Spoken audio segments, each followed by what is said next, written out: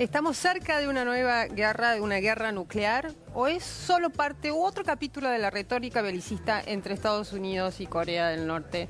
Vamos a debatirlo, vamos a tratar de buscar respuestas con Juan Gabriel Tocatlián. Juan Gabriel, muchísimas gracias. Juan Gabriel es profesor de la Universidad de Itela y están con nosotros Julieta Nassau y Juan Landaburu, ambos expertos en temas internacionales. Chicos, a todos, muchas gracias. Juan Gabriel, ¿cuán real es la posibilidad de la cual tanto se habla y de cuál tanto miedo ha provocado en estas últimas semanas? ¿Guerra nuclear? A ver, primero hay que ponerle un telón de fondo a esto para poder ubicar la particularidad del elemento nuclear. Y aquí hay 4 elementos que me parece que pueden ilustrarnos de las tensiones, de las presiones y de los dilemas en los cuales se inserta el tema nuclear. El primero, hay una gran redistribución del poder mundial. Claramente, sí. Hay un reacomodo geopolítico significativo de Occidente hacia Oriente y particularmente con el ascenso de China. Y todos los procesos de transición son procesos pugnaces, porque hay quien asciende y quien desciende, quien gana más y quien pierde. Y por lo tanto, la propensión a tener situaciones conflictivas es muy alta.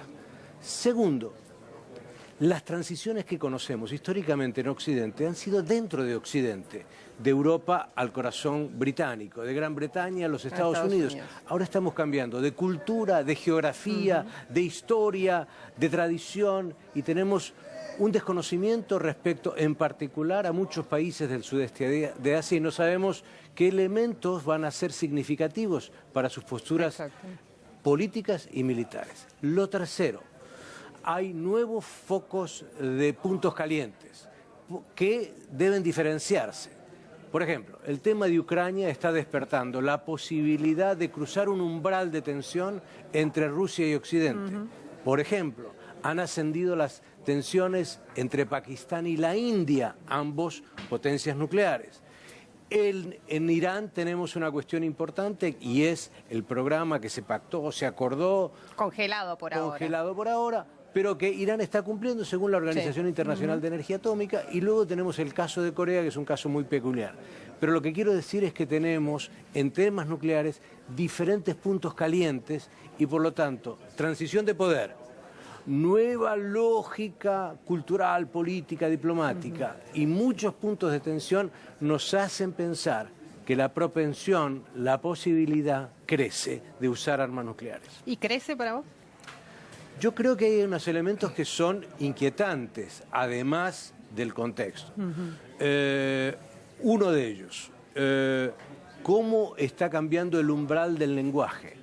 Por ejemplo, el gran canciller que ha tenido en su proceso de transición y que estuvo con Medvedev y Putin, en el primer Putin, Ivanov, dijo que el nivel de tensiones que Rusia siente hoy que tiene con Occidente puede llevar al uso de armas nucleares. Exacto. Esto, como declaración política de alguien que es un avesadísimo diplomático, es muy complejo. El ex representante general de los Estados Unidos en la OTAN, Stavridis, dijo, si la tensión continúa entre Occidente y Rusia, hay que pensar en la eventualidad de recurrir al instrumento nuclear. Digamos, hay un umbral de la palabra, de la expresión que ha cambiado. Claro, hay una nueva escalada en la retórica. Exactamente, entonces tenemos un elemento nuevo en la retórica. Segundo, tenemos este último acontecimiento que no tiene ningún valor estratégico, ninguno, que es el lanzamiento de un ataque sobre Afganistán. Además no hay ninguna oportunidad temporal, porque ¿por qué ocurrió ahora? Digo, no resuelve nada, no cambia la posición de Estados Unidos en Afganistán, no mejora su imagen internacional, no hay nada. Pero el hecho simplemente de que ya estemos especulando con el lanzamiento de la arma prenuclear también genera una situación de decir, bueno... ¿Es una señal para vos? Estamos cambiando... Ahora, ¿cuánto hay de psicológico, de guerra psicológica y cuánto hay de verdad? Porque también vimos que Trump, ¿no?, con Corea primero adoptó una posición y después cuando vio que por ahí las cosas se ponían fuera de control, bueno, dio un paso para atrás, volvió al diálogo. Claro, lo que pasa es que aquí hay mucho de señales que se están dando y estamos jugando por primera vez me parece que, que tu pregunta es muy pertinente. Por primera vez tenemos dos líderes impredecibles. Exacto. Pero, antes teníamos uno ¿tan solo. impredecibles, Kim? Porque uno ve, es bastante razonable lo que él hace, ¿no? La única forma de que sobreviva su régimen Claro, es pero es razonable siempre hasta subiendo cuándo la va costa, de... porque si no sí, se queda sin... pero si se encuentra Claro. con otro personaje impredecible... Pero lo que vos ¿La tenés, lo que razonabilidad? decís con razón es que esto que estamos viendo, siempre fue parte de su retórica y siempre fue parte de una práctica que obedece a su turno en que en el 2004 el presidente Bush rompió un acuerdo que había firmado Clinton en el 94 respecto a buscar un modus vivendi con Corea. Su aprehensión, su preocupación puede ser genuina en tanto lo que hace Corea del Sur, en tanto lo que hace la historia de esa región. Nunca nos olvidemos que entre 1910 y 1945 las dos Coreas fueron ocupadas por Japón. No nos olvidemos que en la guerra de Corea, la llamada guerra de Corea, entre Corea del Norte y Corea del Sur, el daño mayor lo sufrió Corea del Norte. No nos olvidemos que la sensación de que con China el diálogo no es tan fluido, pues es histórica porque China los invadió varias veces. Pero justamente entonces no es tan impredecible, es como bastante razonable que No, adopten claro, esta es posición. razonable, pero es impredecible en términos de los gestos de buscar no usar el arma nuclear como un disuasivo, sino como un dispositivo permanente a ser utilizado, cuando de hecho, y aquí viene la parte impredecible, como no tiene ni la capacidad de los lanzadores, ni la capacidad misilística, en realidad puede ser que tenga 2 o 10 ojivas nucleares, pero no tiene cómo lanzarlas. Pero sí tiene artillería sobre Seúl. Estamos hablando de los Sí, tres sí, personajes sí. centrales de esta nueva trama atómica. China, Kim y Trump. Acá tenemos un cartoon que lo grafica bastante bien. Vos hablabas de China. ¿Cuánto poder tiene China para aplacar a Kim? Y esto también a todos. ¿Por qué se dejó a Corea del Norte llegar tan lejos en la construcción de un programa atómico?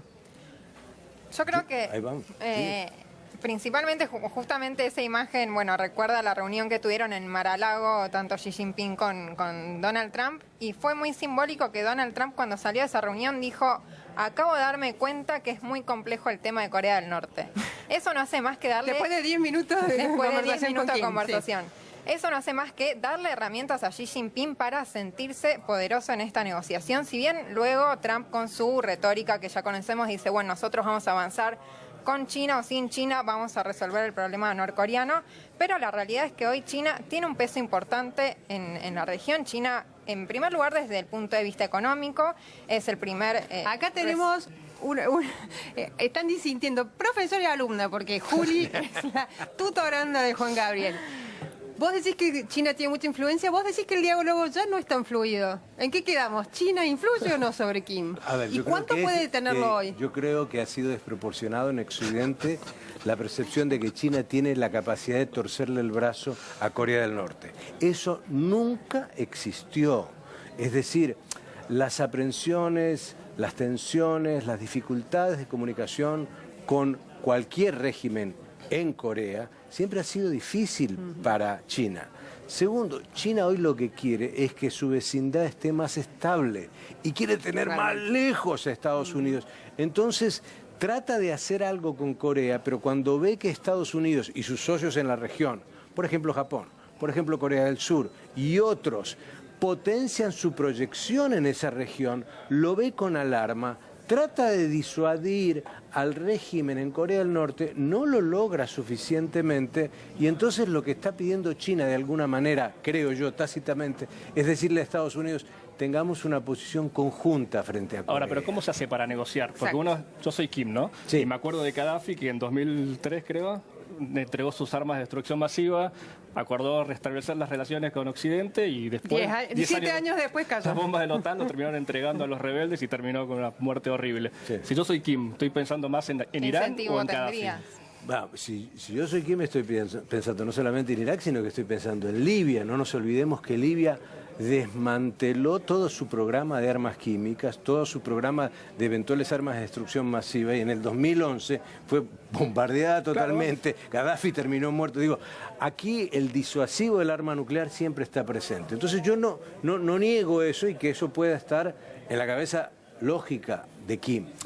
A lo que voy es que esto necesita un paraguas mucho más amplio que el tema nuclear. Un ejemplo.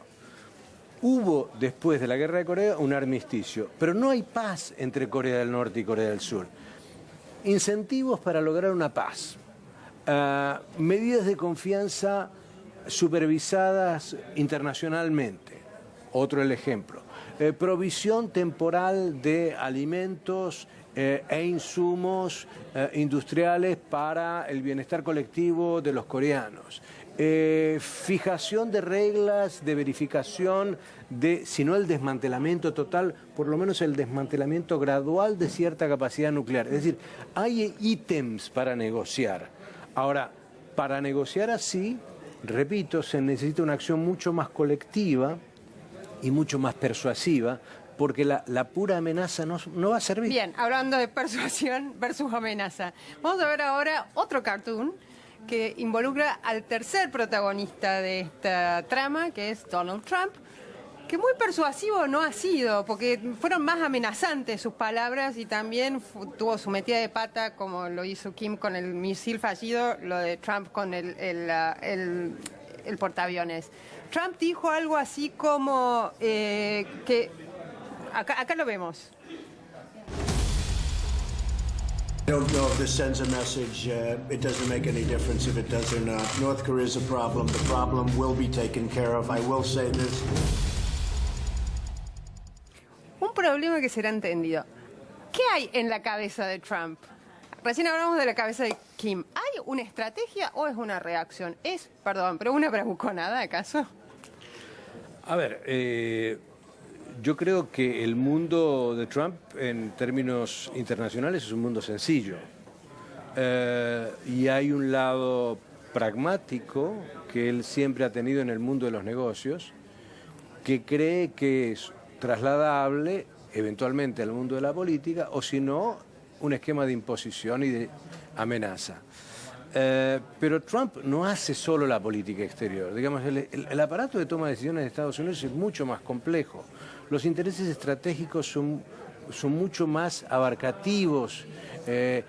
Y el problema que yo veo no es tanto la bravuconada, el gesto, la palabra que tenga Trump, sino el enorme poder que les ha dado de una manera muy elocuente a los militares en el proceso de decisión. ¿Por qué te parece eso? ¿Porque crees que van a apelar siempre a la solución militar? Digo, ha dado señales, van a trabajar con una lógica en la cual el cálculo militar y la potencialidad de su uso va a ir creciendo ante un presidente y una sociedad que pide ganar una guerra. Estados Unidos, la última gran guerra que ganó... Segunda guerra que ganó con la bomba de Hiroshima y Nagasaki. Exactamente. Tenemos que ir al 89 cuando ocupó Panamá. Sí. No ganó nada. No ocupó ningún país ni lo pudo controlar. En el 83 ocupó la isla de Grenada. Estados Unidos... Claro, pero se van a arriesgar a una confrontación con Corea del Norte No, con todos los riesgos. Todo lo contrario. Lo que estoy tratando de decir es que hay un elemento, primero, novedoso y exigente, y sobre el cual se monta Trump, de decir, tenemos que ganar algo. Tiene unas Fuerzas Armadas a las cuales les ha prometido 54.000 millones de dólares adicionales. Tiene un Pentágono en el cual, tanto en el Pentágono como el Departamento de Seguridad Nacional, como el Consejo Nacional de Seguridad, está cada vez más plagado de militares y menos civiles.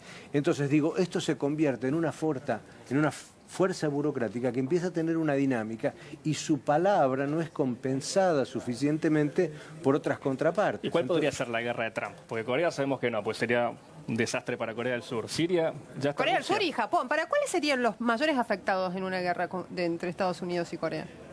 Yo creo que es el anticipo de una guerra global. No puede ser vista esa como una guerra limitada, circunstancial y corta. ¿Global que llegaría hasta América Latina? Hagamos un ejercicio de imaginación. No. Digo, no quiero hacer política ficción, pero me parece que hay tantos intereses en juego que es imposible pensar que Japón va a aceptar resignado eso. Es imposible pensar que Oriente va a aceptar que por segunda vez, por ejemplo, se vuelven a usar armas de destrucción masiva en ese Mucho más espacio. poderosas que en el 45, ¿no? Ni El hablar total del de poder las de destrucción. 14.900 ojivas nucleares que hoy hay vigentes en el mundo en posesión de 9 países Sí. equivale a la capacidad destructiva de 1 millón de bombas como la lanzada en Hiroshima. Eso es lo que hay que tener en cuenta respecto a la capacidad de destrucción que hoy tenemos. Uno no se puede imaginar a una Rusia pasiva, uno no se puede imaginar una comunidad internacional pues mirando todo esto de una manera resignada. Entonces, Ahora, una pregunta, perdón, pero vuelvo a Trump y vamos a ver ahora... pero a mí me interesa la opinión de la Ay, a ver, de Julieta, tu alumna. A ver, ¿cómo fue? Tantos años. Volviendo a la cabeza de Kim, ¿con quién se sentaría a negociar Kim? ¿Con Trump, un personaje nuevo con una retórica impredecible, como ya dijimos, o con China, que dentro de todo es su mayor aliado económico? Corea, que es un país rodeado y asediado por sanciones económicas, hoy por hoy China es su mayor socio comercial. Y por otro lado, China es de los pocos países que sostienen el régimen de derechos humanos, la violación de derechos humanos dentro de Corea del Norte, y tiene una política muy denunciada que cuando un desertor norcoreano cruza a China, China los denuncia y vuelven a Corea del Norte. Entonces, volviendo a una lógica de, bueno, soy Kim Jong-un, ¿con quién me siento a negociar? ¿Con Donald Trump o con Xi Jinping? Yo lo que digo es que para Corea del Norte necesitamos un P5+1 como fue el caso de Irán. Es decir, necesitamos ampliar la mesa, ampliar los intereses, ampliar las interlocuciones. Pero Kim se sienta a negociar con esos 5 Perdón, países. ¿y Trump, Todo si es habla así posible. como en este Todo es tweet, posible. Trump se sienta a negociar? ¿O eso es para la tribuna? Pero primero, digamos, los mandatarios dicen muchas cosas para las tribunas, los nuestros también. No, por supuesto, pero es más peligroso lo que diga el Donald Trump por todo su arsenal que lo que diga Argentina, Macri, que fue una potencia nuclear No, pero o es una digamos- incipiente potencia nuclear y lo abandonó. Digamos que aquí se necesitan interlocutores y que los departamentos de Estado y las cancillerías deberían imponerse a los departamentos de defensa. Este es un primer punto, Claramente. donde sea y quien sean los protagonistas. En segundo lugar, me parece que la advertencia que han hecho conjuntamente Rusia y China respecto a Estados Unidos y a Corea del Norte de no seguir escalando las tensiones nos muestra 2 actores que quieren ser interlocutores de un diálogo, no quieren ser sujetos pasivos de lo que vaya a ocurrir ahí. La prevención, la dificultad que hay en el sudeste de Asia y el lugar de Japón en esta dinámica no debe ser descartada. El papel que puede aportar Australia como una potencia que tiene un cierto soft power que puede ejercer y que está cada vez más interesada en estar con Occidente, pero también en lidiar con China. Un paso previo a la negociación. No sería porque Kim tampoco es que tiene un control férreo sobre el régimen norcoreano, ¿no? Tiene bastantes disputas de poder interno. Entonces, él no está todavía reforzando su poder interno, porque Él vive reforzando su poder da la impresión de interno. que él se descuida y... Es fluido y- eso. Y lo eyectan. A ver, aquí hay un punto interesante. Yo no soy un coreanólogo, advierto para que, dado que estamos yendo más a las peculiaridades de Corea ahora. Lo que sí me interesa remarcar es que nosotros muchas veces estamos afincados en la idea de que Corea del Norte todavía representa el viejo marxismo-leninismo en el poder. Bueno, esto no es de la tradición coreana. La tradición coreana es una tradición mucho más neoconfuciana, una tradición en la cual la jerarquía, la familia, la articulación, la verticalidad es muy importante, y en ese sentido las conexiones y las capacidades desde el Ejecutivo de controlar y administrar son fundamentales, porque se entiende que esa es la única forma de estabilidad que puede tener un país como Corea. Entonces, en ese contexto yo creo que Kim todavía tiene una enorme capacidad, a pesar de los exabruptos que pueda significar para Occidente o los problemas familiares que pueden tener con alguno de los allegados que han Bien. desaparecido en el camino. Una última pregunta a todos. ¿Cómo sigue esto entonces? Vos apostás al diálogo, Juan Gabriel. Yo creo que esto va a tener alguna solución política, o necesita una solución política. El escalamiento no lo veo funcional a los intereses de los principales actores. Creo que hay un contexto que llevará a ponderar el valor de la diplomacia a pesar de que haya mucho juego de artificio. Juli. Yo disiento levemente. Papá. Ahí va. Vamos a ver después cómo se arregla en post-programa.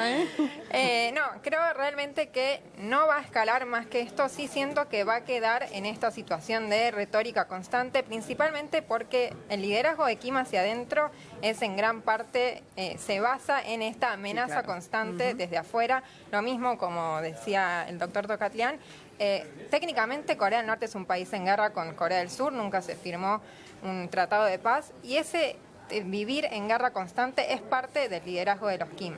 Entonces, Juan, en pocas palabras. Sí, yo creo que no veo solución diplomática, por lo menos en el corto plazo, y me parece que Corea del Norte va a seguir adelante porque no hay ataque preventivo de Estados Unidos que digamos, sería un costo militar y de vidas demasiado alto un ataque preventivo en Corea del un Norte. costo para el mundo gigantesco. Muchísimas gracias a los tres. Juan Gabriel Tocatlián, muchas gracias por haber venido, súper interesante. Espero tenerte en algún otro programa. ¿Cómo no? Con la Juli. misma compañía. Sí. Bueno, ok. Para seguir ventilando diferencias. Juli Nassau, muchas gracias también. Gracias, Juan Boseguís. Ahora